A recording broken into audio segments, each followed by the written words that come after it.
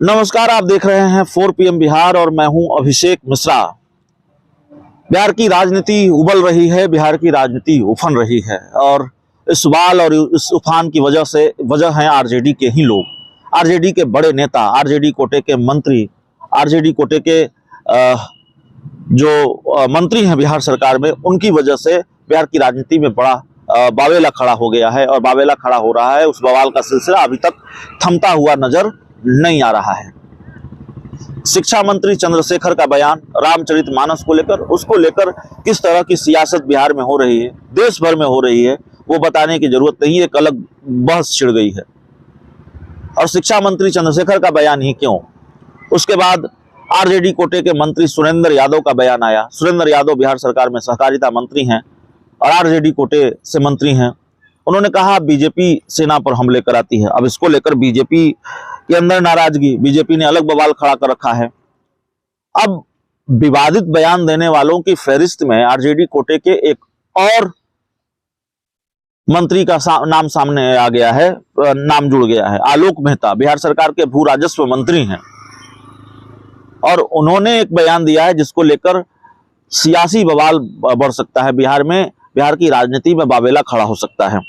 दरअसल जो media reports के हवाले से जानकारी सामने आ रही है आलोक मेहता को लेकर, उन्होंने कहा है कि 10% वाले लोग हैं वो कभी अंग्रेजों के दलाल थे, उनका काम सिर्फ मंदिरों में घंटी बजाना था।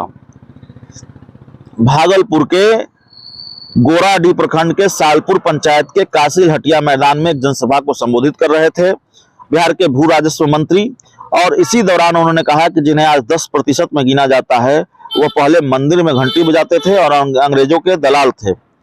मंत्री जी ने यह भी कहा कि जो 10% वाले लोग हैं उनके सामने जो आवाज उठाता था उसकी जुबान बंद कर दी जाती थी। जो लोग 10% हैं उन्हें EWS कहा जाता है या दलित शोषित वंचितों के लिए उचित नहीं है, आने वाले समय में आरक्षण पर खतरा है। ये बयान बिहार सरकार के भू राजस्व मंत्री आलोक मेहता ने दिया है और जाहिर तौर पर बयान में जिन शब्दों का इस्तेमाल किया गया है वैसे ही कुछ शब्दों की वजह से, इसी तरह के एक मुद्दे की वजह से जो शिक्षा मंत्री हैं बिहार के चंद्रशेखर, प्रोफेसर चंद्रशेखर, उनका एक बयान है और उसकी वजह से एक खास समाज कह लें या फिर राजनीति जगत के एक तबका कह लें या कुछ पार्टियों के अंदर कह लें, बेहद नाराजगी है, आरजेडी घिरी हुई है।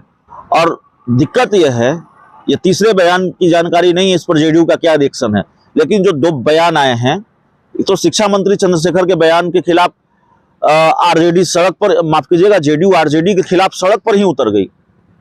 नीतीश कुमार के करीबी नेता और जेडीयू के मुख्य प्रवक्ता MLC नीरज कुमार रामायण का पाठ करने चले गए मंदिर में। सुरेंद्र यादव ने कहा सेना पर हमले कराती है बीजेपी। जेडीयू ने इस बयान से भी किनारे किया, इस बयान से भी पल्ला झाड़ लिया और इस बयान पर भी जेडीयू ने आरजेडी का साथ नहीं दिया। आलोक मेहता के बयान पर जेडीयू आरजेडी का साथ देगी इसकी उम्मीद भी बहुत कम ही नजर आती है। तो देखना है इस बयान पर बवाल कितना बढ़ता है, विवाद कितना बढ़ता है, लेकिन फिलहाल जिस तरह का बयान है उससे विवाद बढ़ने के आसार हैं। बिहार की राजनीति का बवाल खत्म होता हुआ नजर नहीं आ रहा है और फिर एक सवाल है कि आखिरकार क्यों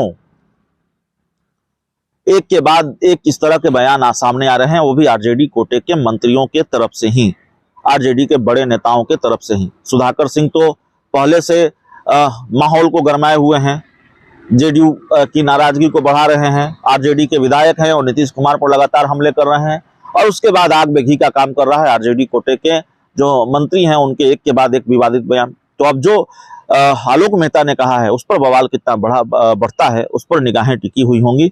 इसको लेकर भी हम आपको अपडेट बताएंगे, लेकिन यकीन मानिए बिहार की राजनीति में अभी बवाल खत्म होगा नहीं और आलोक मेहता ने जो कह दिया है उस पर बवाल बढ़ेगा ही।